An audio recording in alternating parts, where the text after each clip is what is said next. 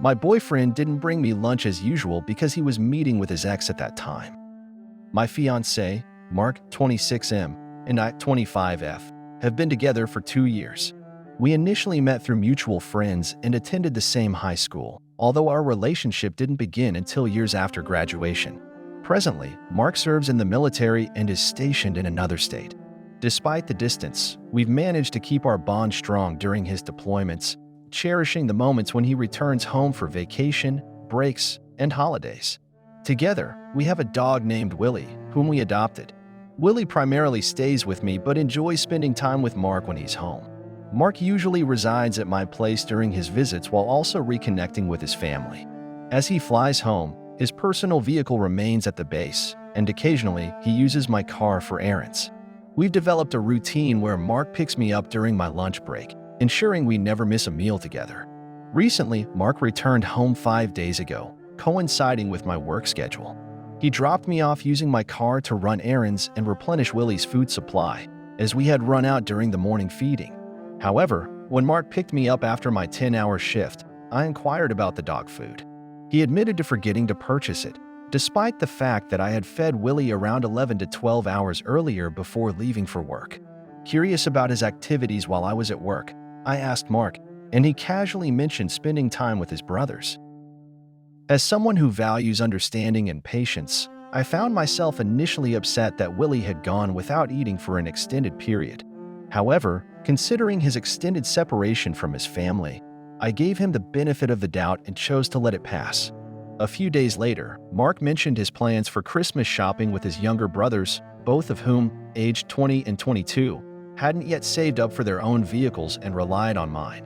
On the day of their shopping trip, an unexpected meeting extended my lunch break to a time that would align with Mark's availability.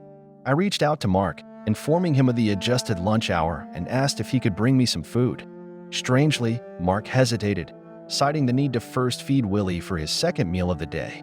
I suggested he could feed Willie after dropping off lunch since my break was limited to an hour, and there wouldn't be enough time for me to eat if he went home first. However, Mark strongly insisted on prioritizing Willie's feeding, expressing concern about upsetting me as he had a few days prior when he forgot to feed him. This response left me feeling uneasy. While I deeply care for Willie, I assured Mark that missing a meal for just 5 hours wouldn't cause him to starve. During a moment of hunger at work, Mark suggested waiting until the end of my shift to grab something to eat after work. I was taken aback by Mark's unusual hesitance in bringing me food, especially considering he was in possession of my car, and I hadn't eaten since the previous night due to not being much of a breakfast person. The hunger pangs were intense, leaving me feeling famished. I couldn't fathom what could be more important for Mark than buying a meal for his hungry partner. Frustrated, I confronted Mark, seeking clarity as he had never missed a lunch date with me before. To my surprise, Mark reacted with raised voices, accusing me of overreacting, and abruptly hung up the call.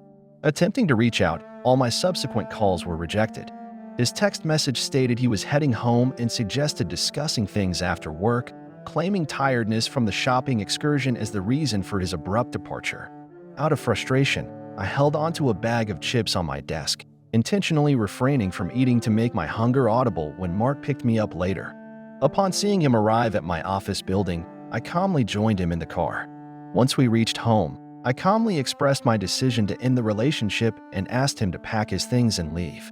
Mark's response was to label me a crybaby and overly dramatic, claiming I would regret breaking up. Now, I'm left wondering if he's right and if I overreacted by ending the relationship. Update: 3 days later.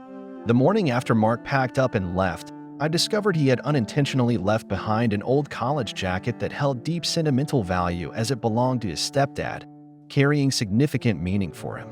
Though I could have taken a petty route and discarded it, I opted to reach out to Mark, hoping for a chance to discuss things after a night apart to let emotions settle.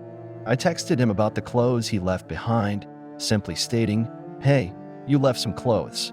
His response was unexpectedly harsh. "Wow, already crawling back.